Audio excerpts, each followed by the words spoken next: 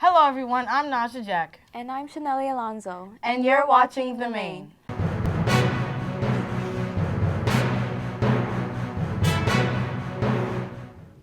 There has been a lot of talk about who's going to be student president for their grade. Well, we have the inside scoop on what's going on.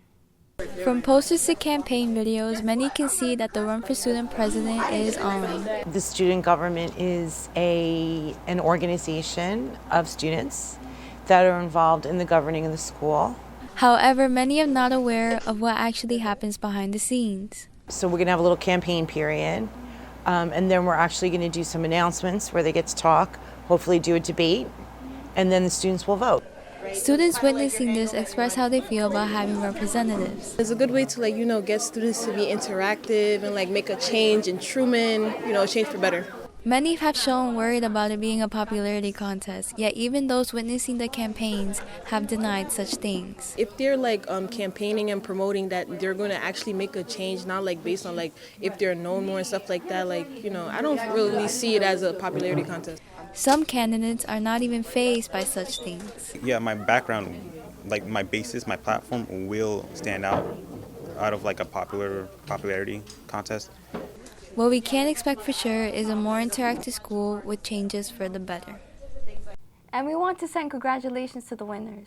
In 12th grade, Kiana Green is your new president. 11th grade is Joanna Owusu. The 12th grade president is Kayla Tyson, and the new freshman class leader will be Jada Bent. Way to go, everyone. Whoever said senior year was easy? There has been a lot of stress for the seniors out there. Yes, and if you were caught up with your work and missed college week, don't worry. Danelli Parzan has a college week wrap-up for you. College Week featured a large number of several different types of events. The main type of event we had were visits from colleges and from representatives.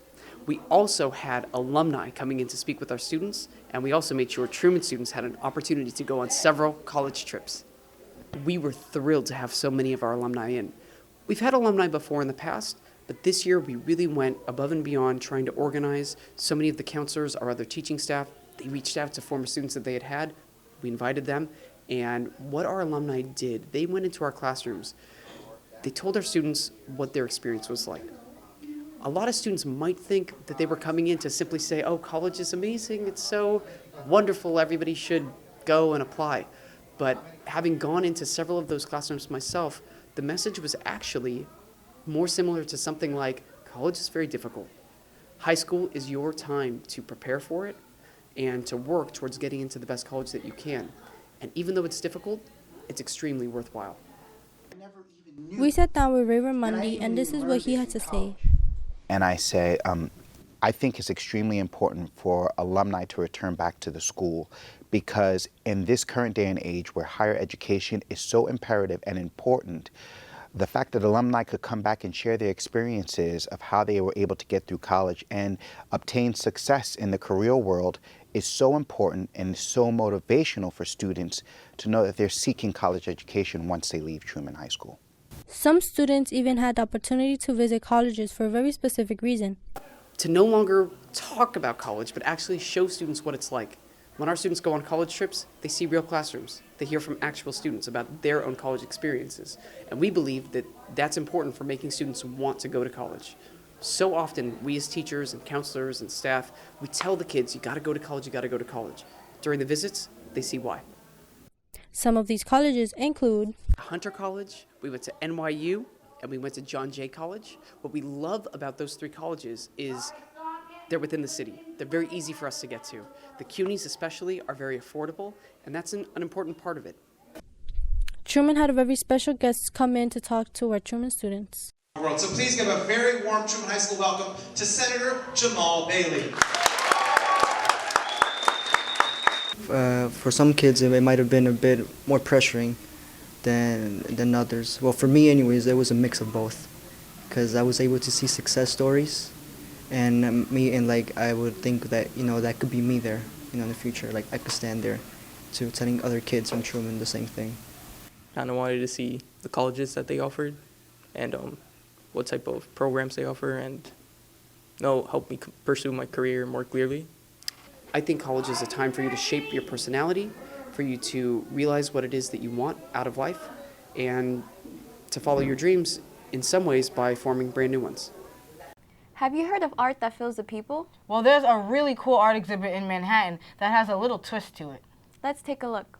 Hi, my name is Anita Pazaran, and November was a very busy month for Brookfield Place, where CANstruction was displayed in honor to spread awareness of hunger in New York City. We talked to the coordinator, Jennifer Green, to give us more information on the event. We're looking for a creative way for our firms to do something to give back to New York. So because we're in the construction industry, we thought, let's do CANstruction, and we'll have our teams build these structures out of full cans of food, which we donate to City Harvest. Constructions were held worldwide, with each having their own message to display. Some CANstructions around the world actually have themes. We don't have one in New York, but it's all themed around hunger. You know, you can see make hunger irrelevant. There's an elephant, or this one tackling a whale of a problem. Most of the structures tackle hunger and how we have so many hungry people in New York City. These structures were all placed and took a lot of planning.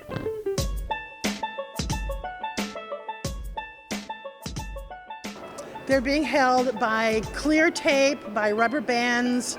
They can use gator board for leveling. The teams can't use anything that will hurt the can. So they can't use glue. They obviously can't use nails. City Harvest has to know what's in the can. So we have rules. They can't use plywood to hold them together. It has to be subtle. Some of them have rods. You can't see it, but they do that hold them together. Artists chosen by the architecture, engineering, and construction community built 30 structures and 2 special structures in total, each attacking the situation of hunger. There are a lot of people that go hungry. I know in New York City, the statistics are 1 in 5 New Yorkers don't know where their next meal is coming from, and 1 in 4 children doesn't know where their next meal is coming from. So, and that's just New York, and we're one of the richest cities in the world. So I can't imagine about other cities how much worse it is. The construction event alone helped raise 110,000 cans and counting, thanks to the donations of the public. Last year, CANstruction donated about 75,000 pounds of food. If you missed CANstruction this year, be sure to visit the event next year. You won't regret it. I'm Denali Pazaran, and this has been your main event. Does the names Anthony Smith and Volkan Ozdemir ring a bell? Well, to our UFC fans, they do. In hopes that you didn't miss the fight, Kevin Hernandez has another highlight package for you. What an amazing week for the UFC, who gave us UFC fans such amazing fights. But first, let's talk about UFC Fight Night 138, which main event brought a light heavyweight bout between the number 2 ranked light heavyweight fighter Volkan Ozdemir and the veteran fighter Anthony Smith. That was 5 5-minute rounds. During the first 2 rounds, Volkan dominated with heavy leg kicks and heavy hits to the face, almost knocking out the veteran. But the tables quickly turned in the 3rd round with Smith's highlight slam that gave him that submission win, and now possibly a title shot. Speaking of title shots, UFC heavyweight bout between number 1 pound-for-pound fighter champion DC Daniel Cormier and number 1 ranked heavyweight fighter Derrick Lewis, which main evented UFC 231 in Madison Square Garden. Derrick Lewis landed pretty good shots. He is well known for his knockout power, but DC, being as great he is in the sport, completely dominated Derrick very fast in round 2, winning with a rear naked choke, and still heavyweight champion of the world. Who knows who will beat DC? Would it be the highly anticipated fight with WWE Universal Champion Brock Lesnar or his old rival Jon Jones? I'm Kevin Hernandez, and this is your Fight of the Month. Doing hair in the morning is a hassle, and quite frankly, nobody wants to do it. Well, we have Naja Jack with another segment of Jack of All Trades, where she shows us how to do cornrows. Hi, I'm Naja. And I'm Rain. And this is Jack of All Trades. In this series, we demonstrate how to do things based on the questions that you, the viewers, ask us. Chanelli asks, how do you braid cornrows? I'm going to use her because I assume that, you'd rather it be done on hair rather than locks. So let's get right to the video. So first you're going to start by taking out the hair. Like, you're going to take out any previous style. So if there's any braids, twists, or anything, you're going to take those out. And then you're going to get a spray bottle or something to wet the hair because you don't want to work with it while it's dry. That can cause breakage or something like that. Then you're going to comb it out because you don't want any knots or kinks while you're trying to braid. And you should comb it out section by section.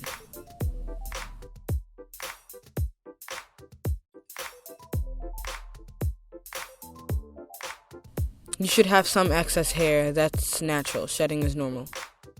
Then you're going to take some coconut oil or any oil of your choice, and you're going to put it through the hair just to get some moisture so that it's not just water in it. Water is not moisturizing. Then you're going to part the hair into the section that you would prefer. So if you want a zigzag part, you can do a zigzag part, but I just did a straight part because that's what she wanted.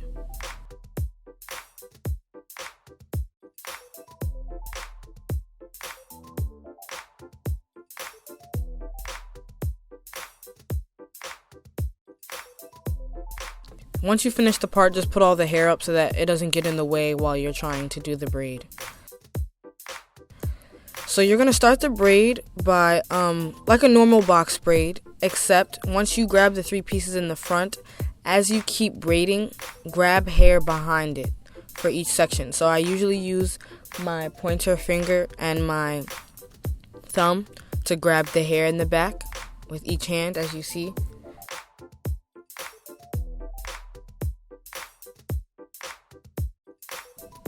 And just keep following through with grabbing the hair.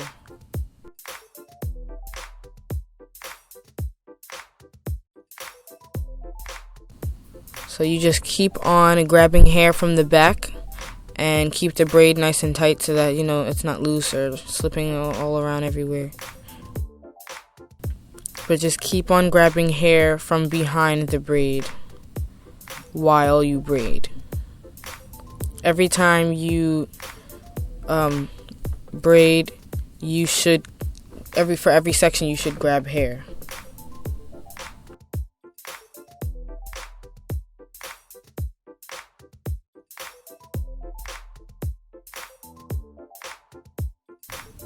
Now once you get to the end of the braid, you just braid it like a regular box braid because there's no more hair to grab, so you just keep braiding.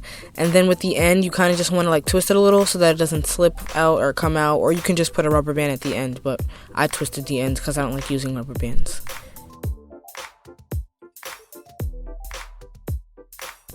Now when you have a thicker piece of hair, like if it's not as thin as the last braid I did, then you're going to take the front, take off a little section, and then split that into 3 small pieces and then start braiding from there. You always want to start the front of the braid really small so that it doesn't look super huge and bulky. And then you keep doing the same thing that you did in the last one, and you just keep grabbing hair and braiding.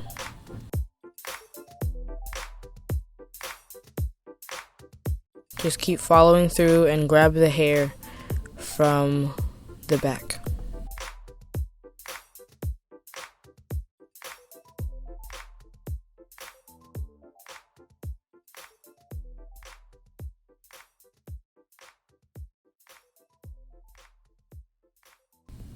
And again, once you get to the end, just braid, braid, braid all the way until the end, and then twist it at the end.